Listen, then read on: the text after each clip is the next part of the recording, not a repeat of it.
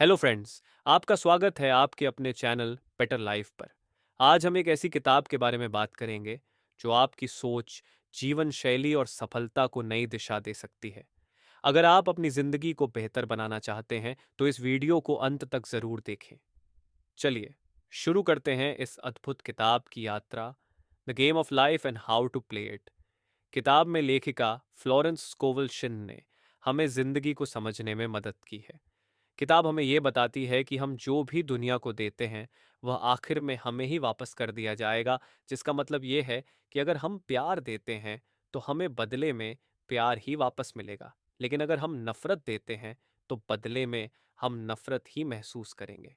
हम जो कुछ भी दुनिया को देते हैं और हासिल करते हैं उसके जरिए से हम अपनी सच्चाई को आकार देते हैं। किताब हमें अपनेपन की भावना को हासिल करने में मदद करती है, जिससे हम अपनी जिंदगी में खुशहाल होकर अपना भविष्य उज्जवल बना सकते हैं। किताब 1925 में पहली बार प्रकाशित हुई थी। यह शिन की पहली किताब थी जिसे उन्होंने खुद ही प्रकाशन किया था, क्योंकि वह इसके लिए प्रकाशक नहीं ढूंढ पा रही थी। इस छोटी सी किताब ने दुनिया भर के हजारों लोगों को जिंदगी के उद्देश्यों, पर्पसेस और अपनेपन की भावना को खोजने के लिए प्रेरित किया है। यह आज भी उतना ही जरूरी है जितना कि 1925 में लिखा गया था। और यह किताब बताती है कि जिंदगी एक लड़ाई नहीं बल्कि एक खेल है, देने और लेने का खेल। किताब की मदद से आप यह जान सकते हैं कि कैसे आपका दिमाग और उसकी इमेजिनिंग फैकल्टी जिंदगी के खेल में अहम भूमिका निभाते हैं। आप जो कुछ भी कल्पना करते हैं या जिस पर भी ध्यान देते हैं, वह देर सबेर आपकी दुनिया के हिस्से के रूप में महसूस जरूर किया जाएगा। ये छोटी सी किताब आपको बताएगी कि कैसे आप अपनी जिंदगी बदल सकते हैं, अपने पछतावे को पीछे छोड़ सकते हैं और अपना खुद का उज्जवल भविष्य बना सकते हैं। ऑथर फ्लोरेंस कोवल शिन पेशे से एक कलाकार और बुक पेंटर है, जिन्होंने कई सालों तक न्यूयॉर्क में स्पिरिचुअल नॉलेज को बढ़ाया। वह एक लोकप्रिय, मिलनसार और इनफॉर्मल टीचर थीं, जिन्हें बहुत गुप्त आशीर्वाद भी मिला था। वो दुनिया को अलग नजरिए से देखती थी। शायद इसलिए उन्होंने वो देखा जिसे हम में से कोई नहीं देख पाया। अपने ज्ञान को उन्होंने अपनी किताब में शामिल किया और हजारों लोगों को इससे प्रेरित किया। फ्लोरेंस स्कोविल शिन के लिए नियम पुराने और नए नियम में पाए जाने थे। उनके 1925 के क्लासिक में जो कुछ है, जैसे कि नॉन रेजिस्टेंस, काम और माफी के नियम, ये सब पूर्वी पवित्र किताबों में पाए जाते हैं। उनके काम को बताने का लक्ष्य सभी के लिए है। एक व्यक्ति जिंदगी के सामाजिक क्लास को हासिल कर सकता है। स्वास्थ्य, धन, प्यार और अपनी पूरी अभिव्यक्ति के चार बिंदुओं, अगर आप जिंदगी को काबू करने वाले ना बदलने वाले सिद्धांतों के साथ खुद को जोड़ते हैं तो उनका मानना था कि यह सारा कल्याण हम सभी का जन्मसिद्ध अधिकार था। इस किताब की सबसे मुख्य बातें जो बताए गए हैं: जिंदगी का वर्ग, खुशी आपका जन्मसिद्ध अधिकार है और कभी-कभी आपकी इच्छाएं गलत होती हैं। पॉइंट नंबर 1, जिंदगी एक खेल है, द गेम ऑफ लाइफ। लेखिका ने जिंदगी को एक खेल बताया है। वह कहती है, जिंदगी कोई लड़ाई नहीं है, इसलिए आपकी जिंदगी में संघर्ष नहीं होना चाहिए। आपको जिंदगी में मजा आना चाहिए। इसे एक खेल की तरह देखें। अगर आप जिंदगी को एक खेल के रूप में देखना शुरू करते हैं तो आप समझेंगे कि इसके कुछ नियम भी हैं, जिनका पालन करने से आप कम तनाव, ज्यादा खुशी और बड़ी सफलता पाएंगे। जिंदगी का खेल बूमरैंग का खेल है, जिसमें हम सभी के विचार, कर्म और शब्द हमारे पास देर सबेर आश्चर्यजनक रूप के साथ लौट ही आते हैं। जिस तरह से जीवन को प्यार, अंतर्ज्ञान, डर और उम्मीद के लिए डिटेल्ड किया गया है, वह बहुत ही सुंदर है। लेखिका बताती है कि ज्यादातर लोग जिंदगी को एक लड़ाई मानते हैं, लेकिन जिंदगी एक लड़ाई नहीं है। ये एक खेल है, देने और लेने का खेल। इंसान जो वचन और कर्म भेजते हैं वही उनके पास वापस लौट आता है, और नियमों को समझे बिना कोई भी खेल अच्छी तरह से खेला नहीं जा सकता है। जिंदगी सबसे जरूरी खेल होने के नाते सीखने लायक है, और इसे अच्छी तरह से खेलने के लिए इसका सबसे अच्छा फायदा उठाएं। जैसा कि वे कहती हैं कि आप सिर्फ एक बार जीते हैं, और अगर आप इसे सही तरह से करते हैं तो आप एक बार में ही पूरे होते हैं। लेखिका ने पाया कि भरोसे वाला इंसान होना डर वाले इंसान होने से कहीं बेहतर है। उन्होंने उन चिन्हों को पाया जो उन्हें वह रास्ता दिखाते थे जिसके बारे में उनका मानना था कि पुराने और नए नियम का पालन करना सबसे अच्छा है। इन विषयों में एंटिसिपेशन का नियम, दिव्य पैटर्न, कर्म का नियम, रिप्लेसमेंट का नियम, शब्दों की शक्ति, इस्तेमाल का नियम, माफी का नियम, प्यार का नियम और अथक इरिजिस्टिबल का कानून भी शामिल है। आपको अपने विचार, आपके द्वारा इस्तेमाल किए जाने वाले शब्दों और आखिर में अपने काम को बदलना होगा। अपने शब्दकोश को ज्यादा सकारात्मकता के साथ बदलना निश्चित रूप से एक कदम आगे होता है, लेकिन आपको अपने व्यवहार के साथ साथ अपने सकारात्मक विचारों को भी दिखाना होगा। किताब में बताए गए जिंदगी के 3 सबक। जिंदगी का वर्ग। लेखिका बताती है, हमारी जिंदगी में 4 केंद्र बिंदु होते हैं जो हमारे आत्मसमर्पण की मांग करते हैं: धन, स्वास्थ्य, प्यार और अपने आप की अभिव्यक्ति। अपनी जिंदगी के इन हिस्सों में से हर एक को आप जिस तरह से आकार देना चाहते हैं, आखिर में वही आपको एक यादगार और सुखी जिंदगी वापस देगा। तो खुशी आपका ईश्वरीय अधिकार है। जब भी आपको लगे कि आपको खुशी के लिए काम करना है, तो याद रखें कि आप खुश रहने के अधिकार के साथ पैदा हुए हैं। अपनी जिंदगी को सकारात्मकता से भरें और रास्ते में हर छोटी गलती के लिए खुद को दोष देना बंद करें। 3, कभी कभी आपकी इच्छाएं गलत होती हैं। बहुत से लोगों को कभी कभी यह गलत विचार आता है कि वे क्या चाहते हैं। ऐसा तब होता है जब लोग उस आखिरी परिस्थिति का समाधान खोजने की कोशिश करते हैं जिसे वह खुद पूरा करना चाहते हैं। उदाहरण के लिए, अगर आप लोगों से पूछते हैं कि उन्हें खुश रहने के लिए क्या चाहिए, तो उनमें से ज्यादातर कहेंगे कि उन्हें पैसे की जरूरत है। हालांकि जिंदगी की खुशी का पैसे से कोई लेना देना नहीं है। इन तीनों सबकों का मतलब साफ है, आपकी जिंदगी ही सबसे ज्यादा कीमती है। इसलिए आखिरी परिणाम पर ध्यान दें और ईश्वर, ब्रह्मांड या जिससे आप ये कह सकते हैं, उसे आपको यह दिखाने दें कि आपकी इच्छाओं को क्या वे पूरा कर सकते हैं। और बाकी सब जिंदगी के लिए है, तो जिंदगी का मजा ले और खुल के जिए। पॉइंट नंबर 2, समृद्धि और प्रत्याशा का नियम। लेखिका जिंदगी के इस नियम में बताती है कि इमेजिनिंग फैकल्टी जिंदगी के खेल में सबसे बड़ी भूमिका निभाती है, जिसका मतलब है कि इंसान जो कुछ भी कल्पना करता है उसे अपनी जिंदगी में देर सबेर वापस मिल ही जाता है। इसलिए हमें अपनी जिंदगी में मनचाहे लक्ष्यों को लगातार हासिल करने के लिए अच्छी कल्पना करना बहुत जरूरी है। कल्पना संकाय को प्रशिक्षित करने के लिए दिमाग को समझना जरूरी होता है। फ्लोरेंस मन को 3 भागों में विभाजित करती है: अवचेतन, चेतन और सुपर अवचेतन। अवचेतन, लेखिका बताती है कि अवचेतन मन बस एक शक्ति है बिना किसी दिशा के। यह भाप या बिजली की तरह है और यह वही करता है जो इसे करने के लिए निर्देशित किया जाता है। इसकी कोई आने वाली शक्ति नहीं है। चेतन, लेखिका बताती है कि यह मन तर्क करने वाला मन है, बल्कि यह जिंदगी को वैसा ही देखता है जैसा वह होता है। यह तस्वीरों को देखता है और अवचेतन मन पर प्रभाव डालता है। सुपर कॉन्शियस, सुपर चेतन मन हम में से हर एक इंसान के अंदर होता है, जो हमारा ईश्वर का मन है और यह हमारे सारे विचारों की जगह है।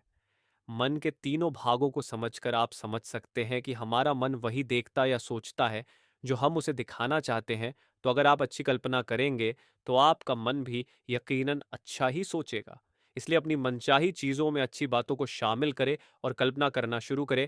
आपका मन तब अच्छे परिणामों के रूप में आपके सामने नजर आएगा और आपको जिंदगी में भी सकारात्मक और अच्छे परिणाम ही मिलेंगे। पॉइंट नो 3, शब्दों की शक्ति। लेखिका इस नियम के बारे में बताती है, जो कोई भी शब्दों की शक्ति को नहीं जानता है, वो समय के पीछे है। हम में से हर एक के पास खुद के साथ एक लगातार बातचीत होती है, लेकिन हमें कभी यह महसूस नहीं होता कि यह हमें कैसे प्रभावित करता है, बेहतर या बदतर के लिए। जिस तरह से हम अपनी जिंदगी जीते हैं और हम अपने आप से जो भी शब्द कहते हैं, वह हमारे अवचेतन मन में सच्चाई के रूप में आते हैं। इसलिए हमें अपने आप से या दूसरे से बोले जाने वाले अंदरूनी या बाहरी शब्दों का हमेशा ध्यान रखना चाहिए। लेखिका कहती है, शब्दों की शक्ति अपार है, इसलिए इस बात से सावधान रहें कि आप अपने आप को कैसे अभिव्यक्त करते हैं और हमेशा नकारात्मक शब्दों का इस्तेमाल करने से बचें, क्योंकि उनमें बहुत बड़ी अभिव्यक्ति की शक्ति होती है।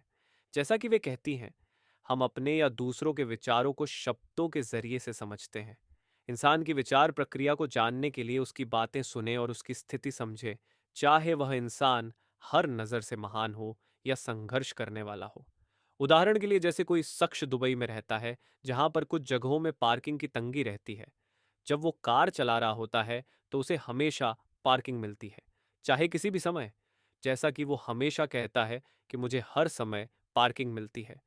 दूसरी ओर उसने लोगों को ये कहते हुए सुना है कि वहां बहुत ज्यादा भीड़ होती है, उन्हें कभी भी पार्किंग नहीं मिलती और परिणाम साफ होता है। आप जो कहते हैं वो आपके शब्दों की ताकत होती है, जो आपके असल जिंदगी को प्रभावित करती है। इसलिए जितना ज्यादा हो सके खुद से हमेशा सकारात्मक ही रहे।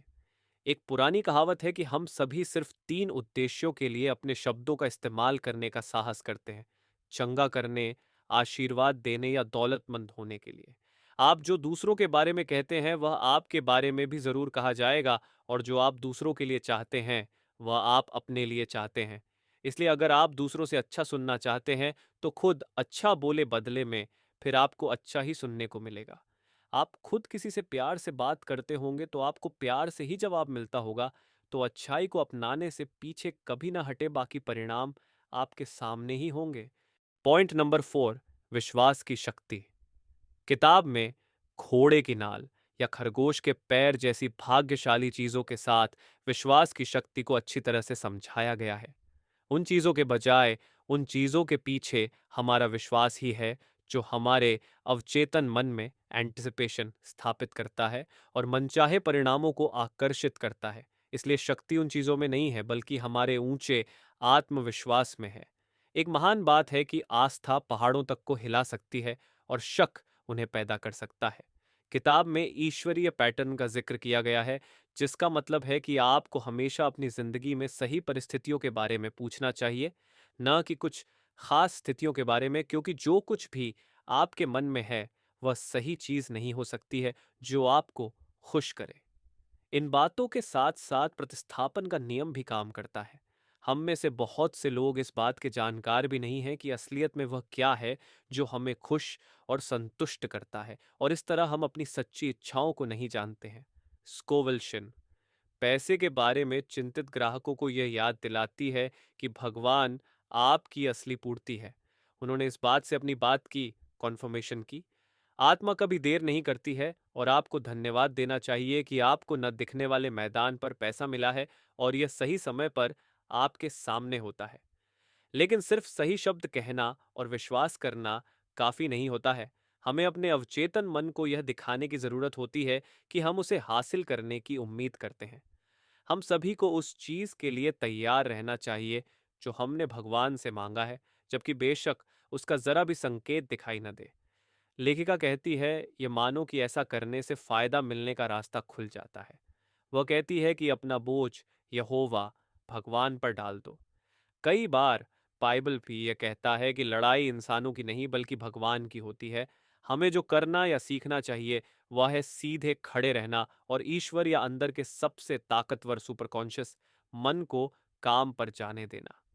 आपकी आस्था आपको रास्ता जरूर दिखाएगी, इसलिए पूरी आस्था के साथ विश्वास की शक्ति का इस्तेमाल करें। पॉइंट नो 5, कर्म का नियम और क्षमा का नियम। लेखिका बताती है, कर्म और क्षमा का नियम हमारी जिंदगी में बहुत जरूरी होता है। कर्म के नियम का मतलब है कि हम जो कुछ भी प्रकट करते हैं और जो कुछ भी दुनिया को देते हैं वही हमें वापस हासिल होगा। इसलिए इस नियम को कारण और प्रभाव का नियम भी कहा जाता है। इसलिए यह ध्यान रखें कि आप सकारात्मक ऊर्जा ही दुनिया को देते हैं और आपको इससे सकारात्मक परिणाम ही हासिल होंगे। इरेजिस्टिबल का नियम कर्म के नियम का जोड़ होता है। यह आपको बताता है कि आपको नकारात्मकता पर ध्यान नहीं देना चाहिए और नकारात्मक घटनाओं को अपने आप पर या अपनी भावनाओं पर प्रभावित नहीं करने देना चाहिए। यह नियम ऐसे ही काम करता है, जितनी कम आप नकारात्मक चीज़ों को अपनाएंगे उतना ही कम आप दुनिया को बदले में देंगे। इसलिए नकारात्मकता पर ध्यान न देकर सकारात्मकता पर ध्यान दें। लेखिका कहती है कि क्षमा का नियम हमारे द्वारा अब तक के बोले गए नियमों में सबसे ऊंचे कानूनों में से एक है। उदाहरण के लिए, ईसाई धर्म कर्म के नियम के बजाय इस कानून पर आधारित है, जिसका मतलब है कि लोग खुद को छुड़ा सकते हैं और सभी अनचाही परिस्थितियों से खुद को बचा सकते हैं। प्यार का नियम मौजूद सबसे शक्तिशाली कानूनों में से एक है।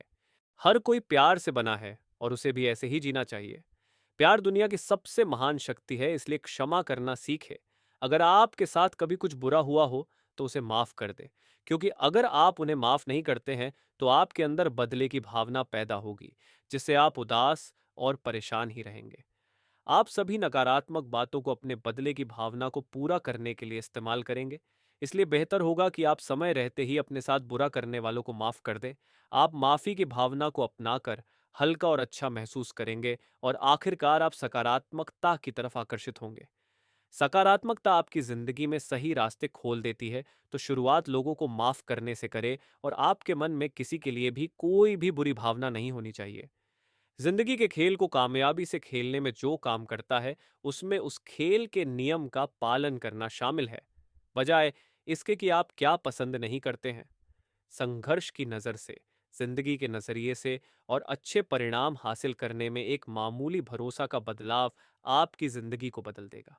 अपने करीबी लोगों को, अपने काम के सहयोगियों को, यहाँ तक कि अपने देश को भी काइंडनेस और आशीर्वाद के लगातार संदेश भेजें।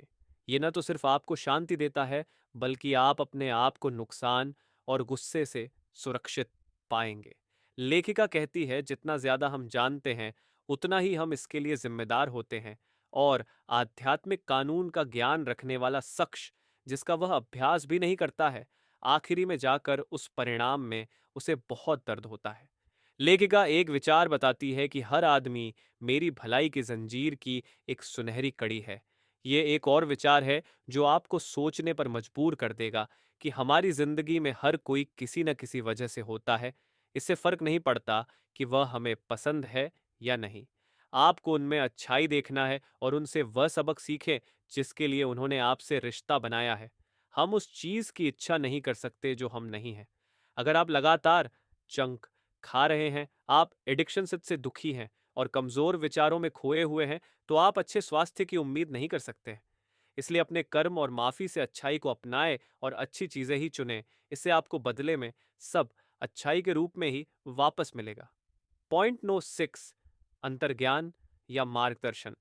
लेखिका बताती है, अंतर्ज्ञान एक आध्यात्मिक विभाग है और यह व्याख्या नहीं करता है, लेकिन आपको रास्ता बताता है।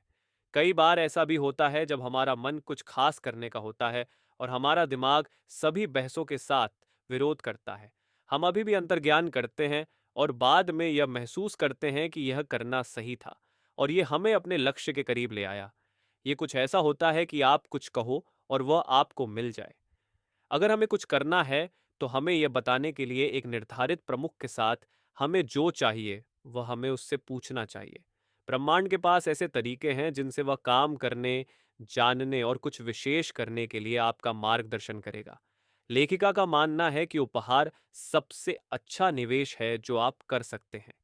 उपयोग का नियम उपहारों पर जोर देता है।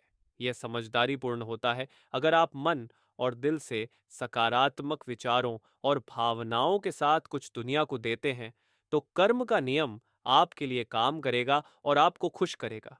आपको अपने विचार, आपके द्वारा इस्तेमाल किए जाने वाले शब्दों और आखिर में अपने काम को बदलना होगा। आपको इस बात पर शक नहीं करना चाहिए कि क्या आप पूर्ण कल्याण को हासिल कर सकते हैं, या अगर आप इसके काबिल हैं तो खुद से सवाल करें। हर कोई इसका हकदार होता है। यह आपका दैवीय अधिकार है और आपको अपनी जिंदगी में परमेश्वर की योजना के अनुसार ही जीना चाहिए। यही आपका अंतर्ज्ञान है जो आपकी जिंदगी में आपका मार्गदर्शन करेगा। इस बात पर भरोसा रखें कि आपके लिए सबसे अच्छा ही आ रहा है और वह जरूर आएगा। लव लाइफ और लाइफ आपको वापस प्यार करेगी, मतलब प्यार दोगे तो आप प्यार पाओगे। इन सब बातों के बारे में आपने पहले भी सुना होगा, लेकिन इन पर ज्यादा कभी भी सोचा नहीं होगा। अगर आप हमारे इस बताए गए तरीके से अपनी जिंदगी नहीं जी रहे हैं और जीने का सिर्फ नाटक कर रहे हैं, तो अभी समय है कि आप इसे बदल दें, और यह एकमात्र तरीका है जिससे आप अपने सारे लक्ष्य को पूरा कर सकते हैं। इसको करने का तरीका यही है कि जिस भी चीज की आप इच्छा करते हैं, उसे खुद से सवाल करें कि क्या वह मुमकिन है। जवाब आपके अंदर ही होगा जो ब्रह्मांड के जरिए आपको मिलेगा, और आपको मिला जवाब आपके लक्ष्य को हासिल करने के रास्ते में आपका मार्गदर्शन करेगा। पॉइंट नो 7, पूर्ण आत्म अभिव्यक्ति या दिव्य डिजाइन। लेखिका बताती है, आत्म अभिव्यक्ति हमारे अंदर दिव्य डिजाइन भरने के लिए कुछ जगह देती है। जैसे हम सभी के लिए कुछ लक्ष्य हासिल करना है। मतलब इंसानों की यह सबसे ऊंची मांग होनी चाहिए कि वह इस दिव्य रचना को अपने सामने प्रकट होने दे। हमें सिर्फ कुछ मांगना चाहिए, अगर वह ईश्वरीय अधिकार से होना है तो। उदाहरण के लिए, जैसे एक महिला एक ऐसे पुरुष पर मोहित इनामर्ड हो गई जिसने उसके साथ बहुत अच्छा व्यवहार नहीं किया था। स्कोवेल शिन ने इस बात को कुछ इस तरह दोहराया कि अगर वह मेरे लिए दैवीय रूप से चुना गया है तो वह मेरा ही होगा, और अगर वह नहीं है तो मैं उसे वैसे भी नहीं चाहूंगी। और आपको भी ऐसा ही करना चाहिए। जो आपका है वो आपको जरूर मिलेगा, और अगर वह आपका नहीं है तो आपकी कई कोशिशों के बाद भी वो आपसे अलग हो ही जाएगा। निश्चित रूप से कभी कभी आप किसी और के लिए अपने आप को उसका होना जताते हैं जो आपके सभी आदर्शों से मेल खाता है। क्या आपको कभी इस बात की तस्वीर मिलती है कि आप क्या हासिल कर सकते हैं, या वह शख्स जो आप हो सकते हैं? आपको ब्रह्मांड से अपने दिव्य डिजाइन का एक स्नैपशॉट हासिल हुआ है, जो आपको दिखा रहा है कि यह तस्वीर आपके अंदर ही होती है। इसलिए उन चीज़ों का पीछा ना करें जिनका आपके असल ज़िंदगी से कोई लेना देना नहीं है, और अगर आप उन्हें हासिल करना चाहते हैं तो सिर्फ आप अपने आप को दुखी ही करेंगे। इस बात पर ध्यान दें कि आपकी दिव्य रचना क्या है, यह बताने के लिए कोई संकेत या संदेश इस ब्रह्मांड से मांगे और वह आपके सामने हाजिर हो जाएगा। अगर आप एक धार्मिक व्यक्ति नहीं हैं तो कई धार्मिक रेफरेंसेस से अपने आप को भटकने ना दें। अगर आप अपने दिमाग को खुला रखते हैं, मतलब सब कुछ समझने की ताकत रखते हैं और शब्दावली को अपने अतीत में देखते हैं, तो आपको बड़ी मात्रा में काम आने वाली सलाह मिलेगी जो संभावित रूप से आपको अपनी खुद की दिव्य रचना के साथ फिर से जोड़ सकती है। आपकी मांग होनी चाहिए अपने अनंत आत्मा से कि मेरी जिंदगी के दिव्य डिजाइन के सामने होने का रास्ता खोले। मेरे अंदर के काबिलियत को अब आज़ाद होने दें। मुझे साफ रूप से सही योजना देखने दें। बस अपने आप से यह बोलकर आप जवाब ढूंढ लेंगे, और आपको वो नजर आएगा जो आपके लिए सच में मायने रखता है। मतलब आप सही रास्ते को ढूंढ लेंगे जिसमें आपको उदासी बिल्कुल भी नहीं मिलेगी। आपकी पूरी आत्म अभिव्यक्ति कभी बर्बाद नहीं होगी, लेकिन इतनी आकर्षक पसंद के कारण कि यह लगभग एक नाटक जैसा दिखाई देता होगा। सभी शक्ति की तरह, चाहे वह भाप हो या बिजली, उसके पास काम करने के लिए एक नॉन रेजिस्टेंट इंजन या औजार होना चाहिए, और इंसान ही वह इंजन या औजार है जिसका इस्तेमाल वह खुद करके ही सीख सकता है। तो शुरुआत करे, अपने आप से करे। किताब में बताए गए इन सभी नियमों और सिद्धांतों का इस्तेमाल करके अपनी जिंदगी में खुशहाल होने की शुरुआत करें। सब कुछ आपके अंदर ही है। किताब आपको आपके सभी सवालों के जवाब हासिल करने के तरीके बता चुकी है। अब बस सकारात्मकता के साथ अपनी जिंदगी की शुरुआत करें, और फिर सारे रास्ते आपके सामने खुद ब खुद आ जाएंगे। निष्कर्ष: the game of life and how to play it. किताब में हमें जिंदगी के बारे में पता चला। हमने सीखा कि कैसे कुछ नियमों और सिद्धांतों का इस्तेमाल करके हम अपनी जिंदगी को खुशहाल और अच्छा बना सकते हैं। किताब की सबसे बड़ी सीख ये है कि जिंदगी कोई लड़ाई नहीं है, इसलिए दुखी होकर अपनी जिंदगी न जिए, बल्कि अपनी जिंदगी को एक खेल समझे और उस खेल को खेलकर हर एक पहलू का मजा ले। जिंदगी को खेल की तरह जीने के लिए आपको किताब में बताए गए नियमों और सिद्धांतों का इस्तेमाल करना होगा, जिससे आप अपनी जिंदगी में यकीनन फर्क देख सकेंगे। कुल मिलाकर किताब को प्रकाशित होने से आज तक के बीते सालों में जिंदगी का खेल नहीं बदला है, इसलिए यह किताब एक गेम चेंजर है और अभी तक सटीक है। इस बात की उम्मीद करें कि यह आपको और आपकी जिंदगी को सबसे बेहतर के लिए बदल देगा। इस किताब को अच्छे से समझने के बाद आप निश्चित रूप से हल्का महसूस करेंगे, और अगर आप उन लोगों में से हैं जो बेहतर जिंदगी हासिल करने के क्रम में मार्गदर्शन के लिए इच्छुक है, तो यह किताब आपकी बहुत मदद करेगी। हालांकि यह किताब 1920 के दशक में न्यूयॉर्क में लिखी गई थी और धार्मिक संदर्भों से भरी हुई थी, लेकिन अब इस किताब को पंथ का दर्जा हासिल हो चुका है। यह हम में डिविनिटी को अभिवादन करना सिखाता है, और हमारी जिंदगी की दिशा को और आत्मविश्वास की भावना को रिस्टोर करता है। मुझे उम्मीद है आपने किताब के बारे में अच्छे से जानकर और पढ़कर उसे समझ लिया होगा, और अब आप अपनी जिंदगी में सकारात्मक बदलाव के लिए किताब में बताए गए नियम और सिद्धांतों को अपनी जिंदगी में अपनाएंगे। अगर आप इस किताब को खरीदना चाहते हैं तो लिंक इस डिस्क्रिप्शन में है। चैनल बेटर लाइफ को सब्सक्राइब करना ना भूलें और इस वीडियो को लाइक और शेयर ज़रूर करें। अगले वीडियो में फिर मिलेंगे एक नई किताब के साथ। धन्यवाद।